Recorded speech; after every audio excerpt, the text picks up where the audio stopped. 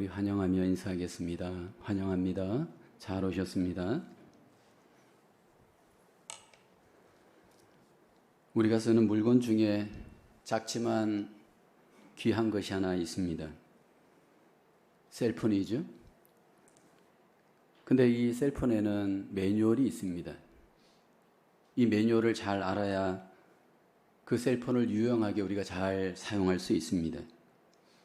만약에 이 셀폰을 우리가 매뉴얼을 알지 못하면 아무리 비싸고 좋은 것일지라도 우리 삶에 아무 유익이 없을 겁니다.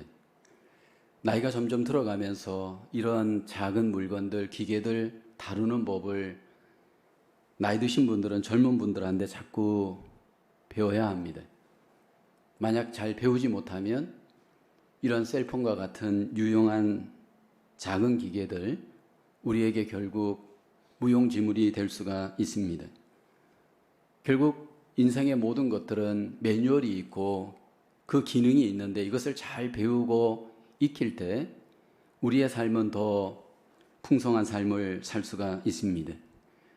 모든 물건에 매뉴얼이 있듯이 하나님께서 우리의 삶을 다스려갈 때에도 삶에 하나님의 뜻이 있습니다. 영적인 삶을 우리가 잘 살기 위해서는 하나님의 뜻을 잘 알고 그 하나님의 매뉴얼, 그 뜻을 우리가 따라 우리의 인생을 살아야 됩니다. 하나님은 만물에 대한 하나님의 뜻이 있습니다. 우리 개인에 대한 하나님의 놀라운 뜻이 있습니다.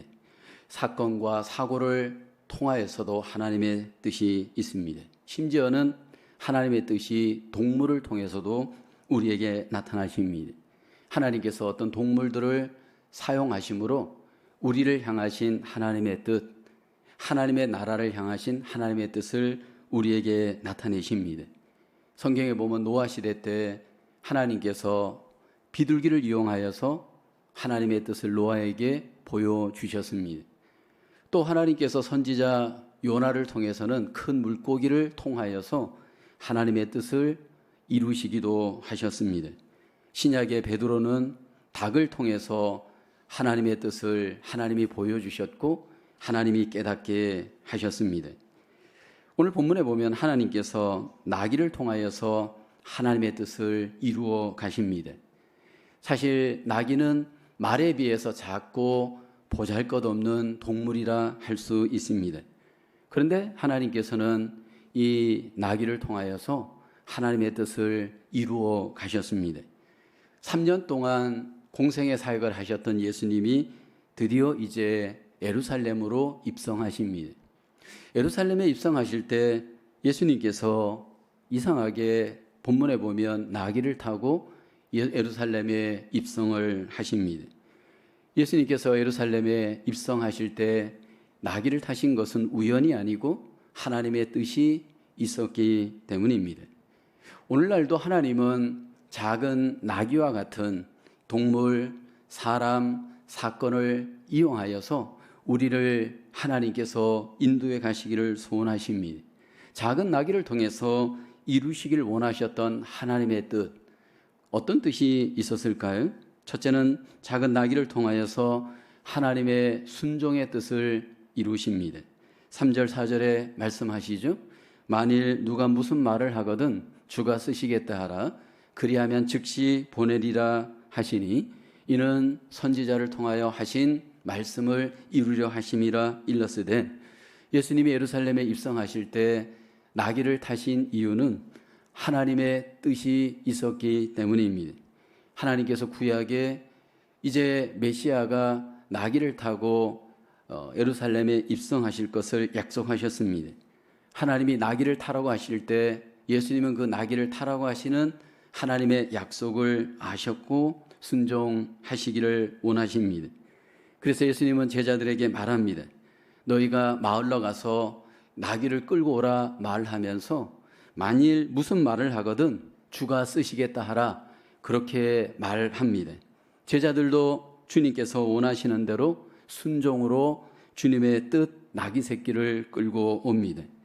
메시아로서 예수님은 작은 나귀를 타고 이제 큰 하나님의 뜻을 이루십니다.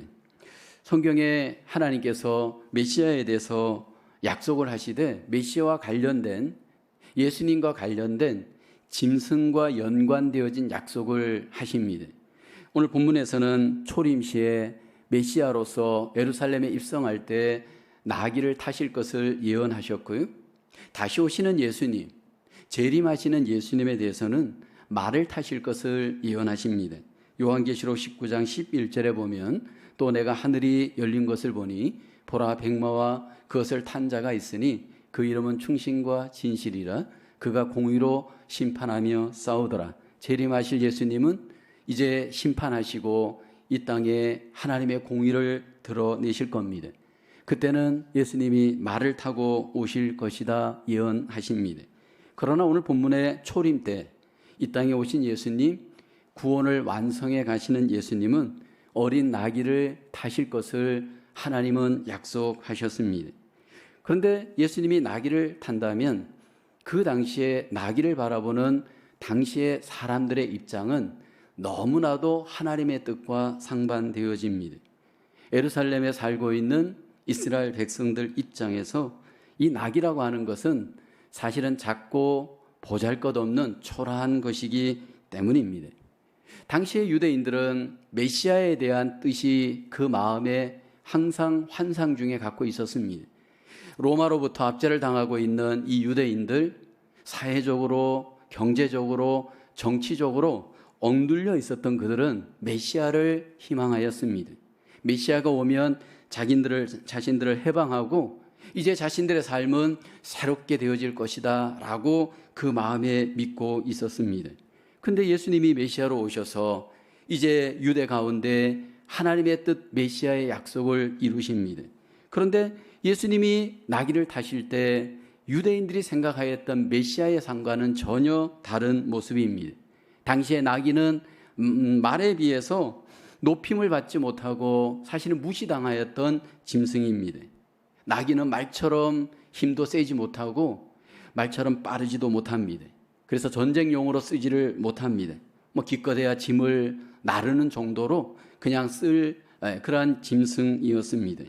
그래서 여러분, 로마를 배경으로 한 영화를 보게 되면 항상 승리의 중심에는 말이 있었습니다.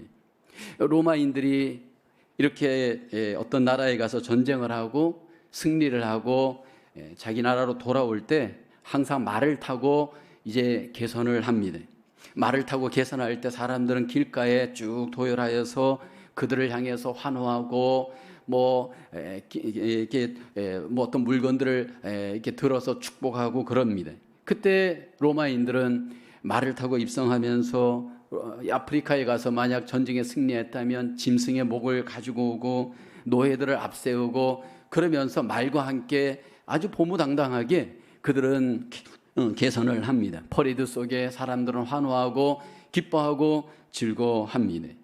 근데 지금 예수님께서 메시아로서 이 땅에 오셨고 그 메시아의 사역을 완성하기 위해서 예루살렘으로 들어가시는 그 길에 예수님은 전혀 다른 방법으로 입성을 하십니다. 여기 보면 나귀를 타고 이제 예루살렘으로 입성을 합니다. 로마인들이 볼 때 정말 우스운 모습입니다. 또 유대인들이 생각하는 메시아의 모습이 전혀 아닙니다. 그런데 예수님께서 그렇게 아심에도 불구하고 하나님의 뜻을 전적으로 순종해 가십니다. 하나님이 이 땅에서 일을 하실 때 세상의 사람의 뜻과 상반되게 일하십니다. 우리가 생각하는 보편성의 논리, 상식의 논리와 전혀 다른 차원에서 하나님께서 이 땅에서 일을 행하십니다. 우리가 보기에는 낙이 같고 작고 미미한 것 같은 그러한 유의 하나님의 역사가 우리 속에 이루어질 수 있습니다. 이 땅에 이루어지는 하나님의 나라를 보면 마태복음 13장에 어떤 비유를 하느냐 하면 작은 겨자씨의 비유를 합니다. 이 땅에 임한 하나님의 나라가 작은 겨자씨와 같다 말합니다. 마치 오늘 본문에 소개되는 작은 이러한 나귀와 같은 그 나라가 바로 하나님의 나라임임을 말씀을 합니다. 놀라운 것은 그 작은 겨자씨가 심겨졌을 때 자라서 큰 나무가 되고 거기에 사람들이 깃들이고 새들이 깃들인다 주님이 말씀을 합니다.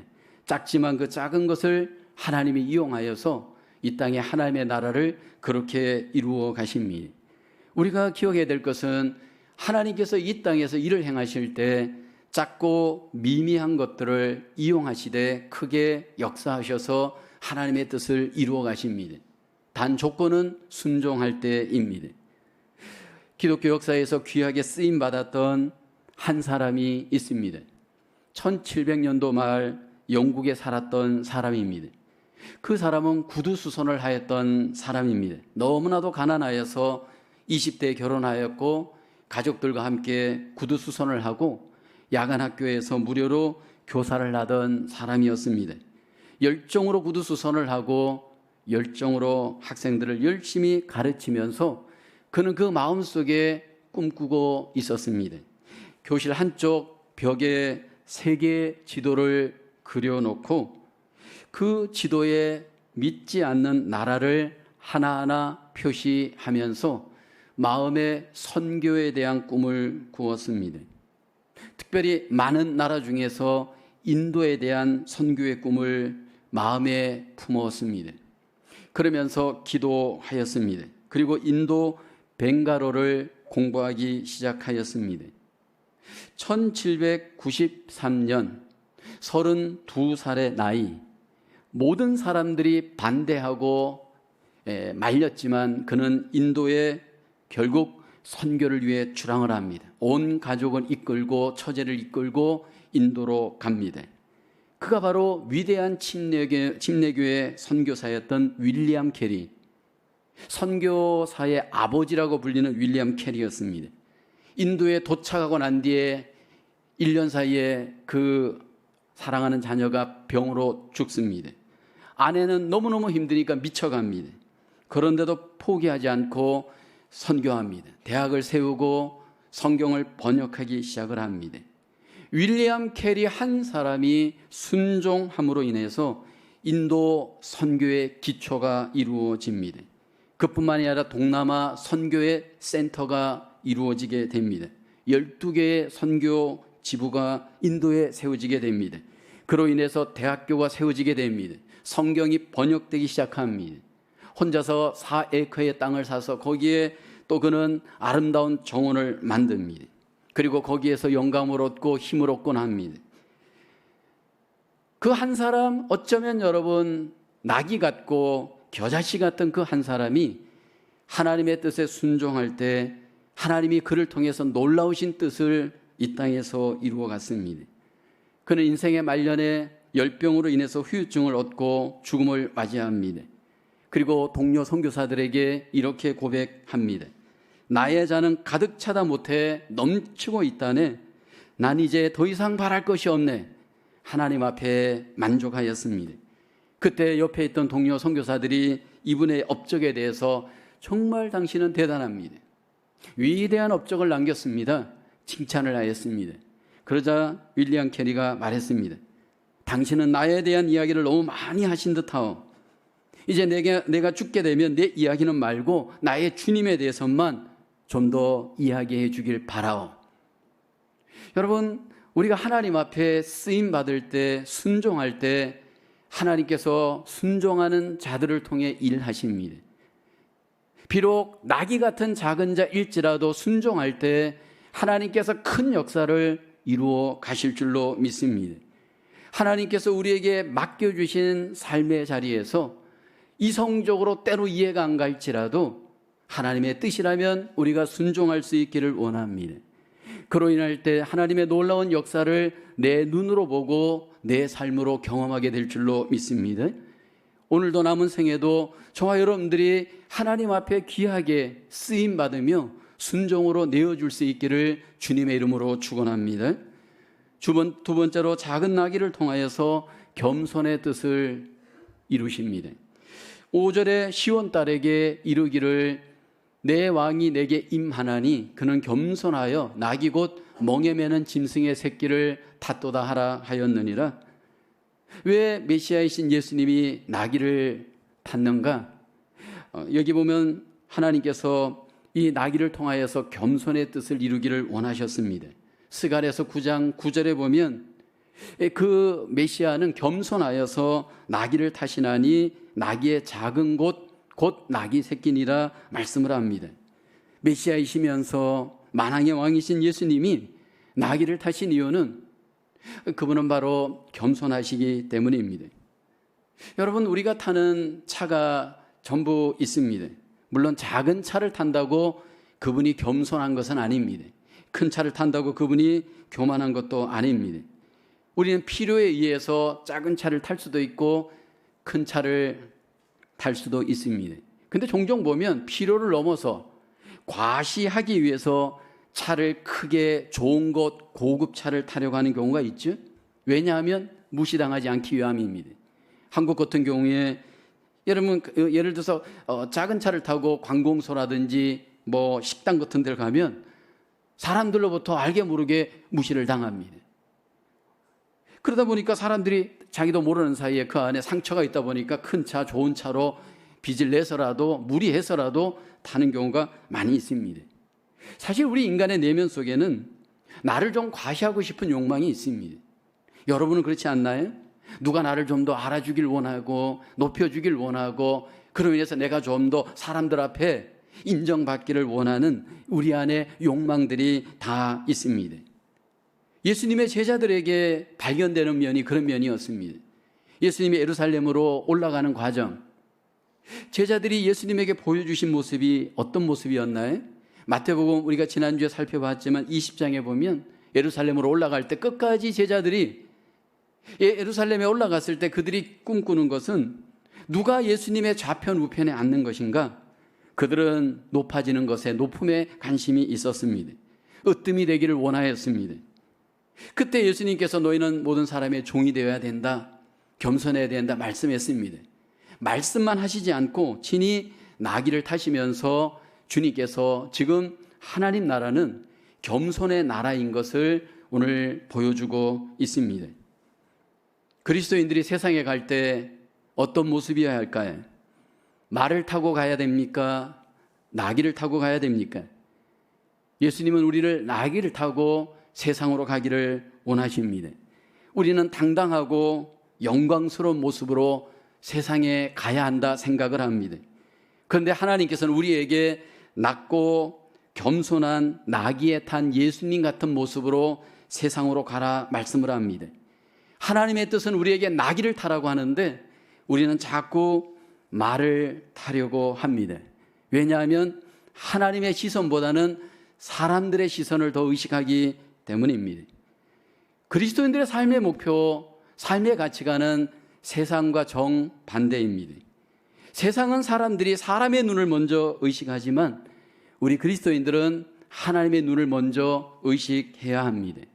왜 우리가 겸손해야 할까요? 그것이 도덕이기 때문일까요? 그것이 윤리이기 때문일까요? 아니에요. 도덕과 윤리에 우리는 초월한 자입니다. 하나님의 그 높으신 눈, 공의로우신 눈, 존귀하신 그 하나님 때문에 우리는 겸손한 것이지 사람들이 정해놓은 도덕과 윤리 때문에 우리는 겸손한 사람이 아닙니다. 우리는 하나님의 눈을 의식하면서 우리 안에서 겸손하였고 겸손해야 되고 겸손을 향해 나가야 할 줄로 믿습니다. 만약 우리가 세상에서 사업에서 직장에서 성공했습니까? 그로 인해서 우리 삶 속에 여러분 영광의 모습이 나타나고 있습니까? 그렇다면 그 자리에서 하나님이 우리에게 원하시는 모습은 나귀를 타기를 원하십니다. 여러분 기독교의 힘, 믿음의 힘은 여러분 세상의 권력과 세상의 어떤 힘과 다릅니다. 세상은 내가 더 높은 어떤 자리에 올라가고 더 좋은 차를 타고 더 고급진 집에 살면서 그것이 힘이 되어지는 것이 세상의 모습입니다. 그런데 하나님 나라의 힘은 그렇지 않습니다. 하나님 나라의 힘을 어디에서 하나님은 나타내길 원하나요? 여러분들이 세상에 나갔을 때 사람들이 가장 여러분을 보고 두려워하고 여러분을 보고 무언가 리스펙을 하던 그때는 언제인가요? 좋은 차를 타고 가고 멋있는 옷을 입고 가고 아니면 세상에 어떤 좋은 여러분 잡을 가졌을 때인가요? 그렇지 않습니다. 겸손할 때입니다. 겸손의 힘처럼 무서운 힘이 없습니다. 겸손한 사람을 하나님도 좋아하고 세상에서도 그 사람들을 인정하게 되어집니다. 내가 좀 더 성공했다면, 내가 좀 더 이 세상에서 나름대로 여러분 사람들에게 인정받는 자리에 있다면 하나님이 지금 나에게 원하시는 모습은 무엇일까요? 내려서 나귀를 타는 모습입니다. 말을 탈 때가 아니라 나귀를 탈 때 하나님의 뜻이 이루어집니다. 하나님의 뜻은 교만을 통해서는 철저히 실패케 하시고, 겸손을 통해서 영광을 받으시고, 겸손을 통해서 하나님의 놀라우신 뜻이 우리 가운데 이루어집니다.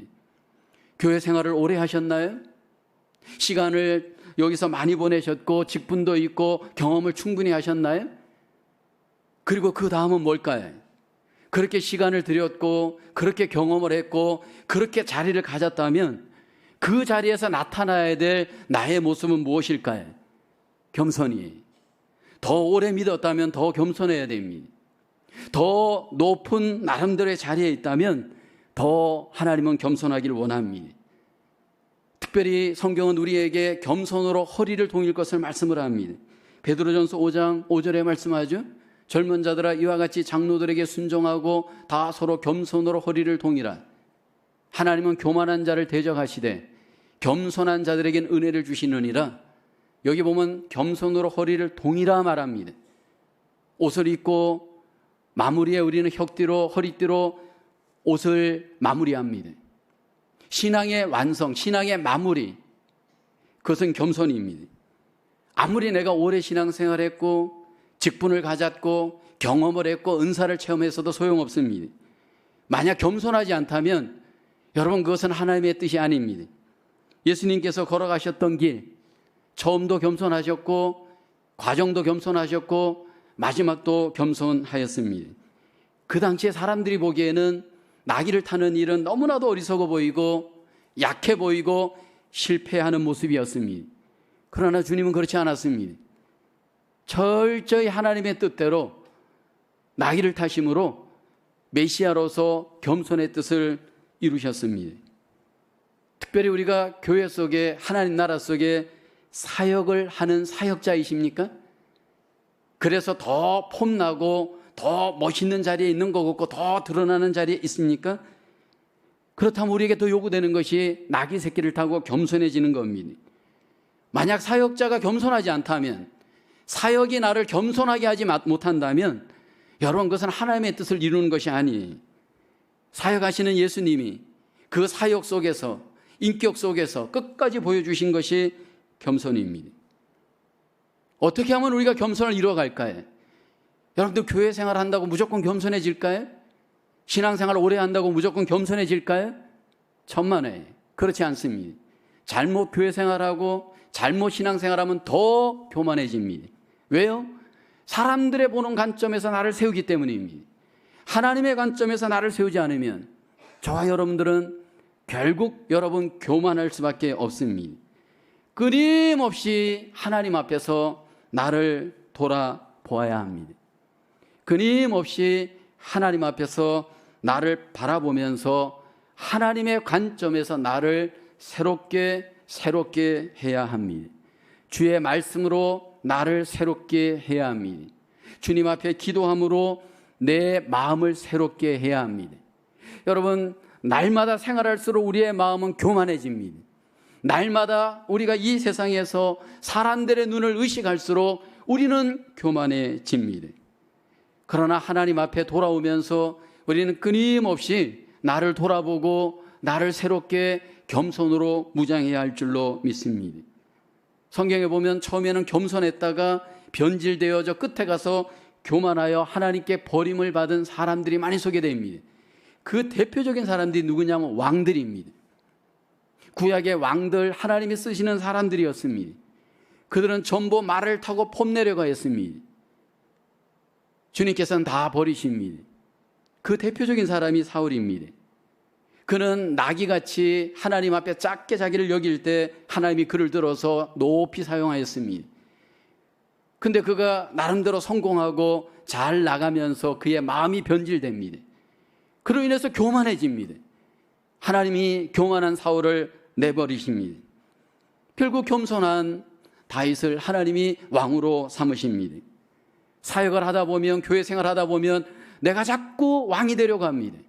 교회 속에서 내가 왕 되려고 합니다. 여러분, 하나님 앞에 저와 여러분들의 이 왕의 근성은 우리 안의 본성입니다. 직분자입니까? 오래 믿으셨습니까? 여러분, 더 머리를 낮추셔야 됩니다. 더 허리를 낮추셔야 됩니다. 저를 포함하여서 우리 교회 속의 사역자들, 직분자들, 오래 믿으신 분들이 만약 겸손하지 않으면 여러분, 하나님의 뜻이 우리에게 나타나지 않습니다. 하나님은 예수 그리스도를 통해서 우리에게 겸손의 본을 보이시고 겸손의 뜻을 우리에게 나타내십니다. 다시 한번 저와 여러분들이 하나님 앞에 겸손으로 하나님의 뜻을 이루어 가시는 하나님의 귀한 하나님의 일꾼으로 승리할 수 있기를 주님의 이름으로 축원합니다. 세 번째로 작은 나귀를 통하여 하나님 나라의 왕이신 예수님을 나타내십니다. 9절에 말씀을 합니다. 앞에서 가고 뒤에서 따르는 무리가 소리 높여 이르되 호산나 다윗의 자손이여 찬송하리로다. 주의 이름으로 오시는 이여 가장 높은 곳에서 호산나 하더라. 예수님은 누구십니까? 하나님 나라의 왕이십니다. 왕의 도시 예루살렘으로 하나님 나라의 왕 되신 예수님이 입성을 합니다. 말을 타지 않고 나귀를 타고 입성을 하십니다. 당시의 왕들은 말을 타지만 하나님 나라의 왕이신 예수님은 나귀를 타십니다.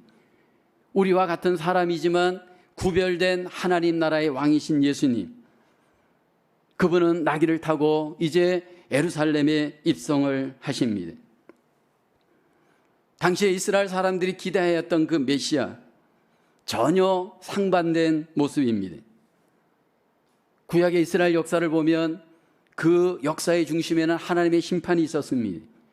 그 심판의 중심에는 하나님이 세웠던 왕들이 심판의 대상이었습니다. 하나님이 세웠던 이스라엘 왕들을 하나님이 왜 심판하셨을까요? 그들이 하나님 앞에 심판을 받았던 이유 중에 하나는 말 때문이었습니다. 하나님은 구약의 이스라엘 백성들, 특별히 왕들이 말을 길러서 말로 인해서 힘을 나타내기를 원하지 않았습니다. 전투용으로는 말을 기르지 못하게 하셨습니다. 말을 이용하여서 농사는 지을 수 있습니다. 하나님은 철저히 이스라엘 백성들이, 이스라엘 왕이 말을 의지하지 않고 하나님을 의지하기를 원했습니다. 다윗의 뒤를 이어서 솔로몬 왕 때에 가서 심각한 범죄가 이스라엘 가운데 나타납니다. 솔로몬은 많은 말을 끌어모으기 시작합니다. 그리고 말의 힘을 의지하여 전투력을 기르고 그로 인해서 군사력이 세어집니다. 그와 더불어 또 한 일은 외국의 왕들의 딸, 그들을 데리고 와서 왕비로 삼습니다. 그로 인해서 힘을 키웁니다. 이렇게 하나님을 의지하지 않고 왕들이 말의 힘을 의지하고 사람의 힘을 의지할 때 그때부터 이스라엘은 타락의 길로 갑니다. 그리고 하나님이 그들을 미워하시고 심판합니다. 시편 20편 7절에 보면 이렇게 말씀을 합니다. 어떤 사람은 병고 어떤 사람은 말을 의지하나 우리는 여호와 우리 하나님의 이름을 자랑하리로다. 하나님은 우리가 말의 힘을 의지하지 않기를 원합니다. 사람의 힘을 의지하지 않기를 원합니다. 하나님만을 의지하고 하나님의 힘을 의지하기를 원합니다. 예루살렘에 입성하시는 예수님, 세상의 왕의 모습이 아닙니다. 말의 힘을 앞세우는 세상의 왕의 모습이 아닌 하나님의 힘을 의지하는 하나님 나라의 왕으로서 이제 예루살렘에 입성을 하십니다. 왜 예루살렘에 예수님이 들어가시는 걸까요? 나귀를 타고 예루살렘에 입성하시는 메시아 되신 예수님, 그분이 궁극적으로 이루실 목적은 무엇일까요? 정치적인 목적일까요? 사회적인 목적일까요? 경제적인 목적일까요? 그래서 유대 나라를 로마에서 해방하고 잘 먹고 잘 입고 잘 살도록 그들의 어떤 육체적인 필요를 채워주는 것, 그것이 목적이었을까요? 아니에요. 예수님의 궁극적인 목적은 구원입니다. 하나님 나라의 왕으로서 나귀를 타시고 그분이 호산나 다윗의 자손이여 사람들에게 이렇게 경배를 받으시는 근본적인 그 목적은 바로 하나님과 우리를 화해시키는 구원의 왕으로 입성하시는 겁니다. 그리고 예수님은 그 뜻을 예루살렘에서 이루십니다. 지금도 하나님께서 우리에게 원하시는 하나님의 뜻이 있습니다. 저와 여러분들이 하나님 앞에 나와서 예배를 드리시고 하나님과 관계하시면서 하나님과 믿음 생활을 하시면서 우리 안에 있는 필요가 있을 겁니다. 우리 안에 우리의 필요와 하나님의 필요는 상반되는 경우가 많이 있습니다. 우리의 필요는 무엇일까요? 정치적인 필요, 경제적인 필요, 인간적인 필요가 우리 안에 있을 수 있습니다. 우리가 하나님 앞에 나와 예배하면서 우리 안에 필요를 하나님께 먼저 구할 수 있습니다. 그리고 그 필요를 하나님 해결해 주십시오. 그렇게 우리는 하나님 앞에 기도할 수 있습니다. 코로나 바이러스 시대에 많은 분들이 경제적인 어려움, 건강의 어려움, 관계의 어려움을 겪고 있습니다. 그리고 이런 시급한 문제를 갖고 하나님 해결해 주십시오. 그렇게 우리는 기도할 수 있습니다. 물론 우리 입장에서는 굉장히 중요한 문제입니다. 그러나 예수님께서 오늘 메시아로서 나귀를 타시고 해결하기를 원하시는 목적, 그 목적은 구원의 문제였습니다. 인간에게서 가장 중요한 문제는 구원의 문제입니다. 왜 구원의 문제가 중요할까요? 하나님과 나와의 관계가 화해하고 평화하는 사건이 구원을 통해 경험되기 때문입니다. 예수님을 나의 왕으로 믿고 나의 구주와 주님으로 경험하게 될 때 구원의 문제는 해결되어집니다.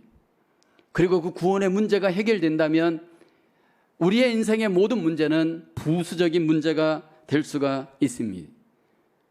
우리가 믿음 생활을 할 때 우리의 정체성은 한국 국민이기도 하고 미국 시민이기도 합니다. 이 땅에서의 관점입니다.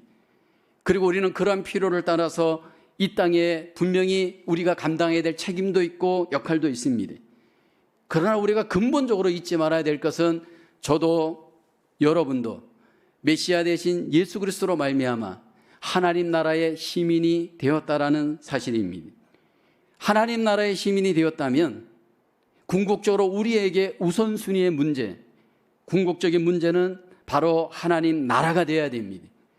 하나님 나라를 위해서 저와 여러분들의 삶이 목적을 삼고 날마다 살아가야 할 줄로 믿습니다.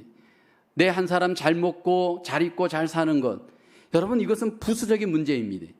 내가 하나님 나라의 시민으로서 만왕의 왕 되신 예수님의 통치를 받으면서 그분과 하나님과 화해하고 이 땅에서 그분과 함께 동행하며 삶을 살아간다면 그것이 우리 속에 기쁨이요 만족이요 진정한 행복이 되어지는 줄로 믿습니다.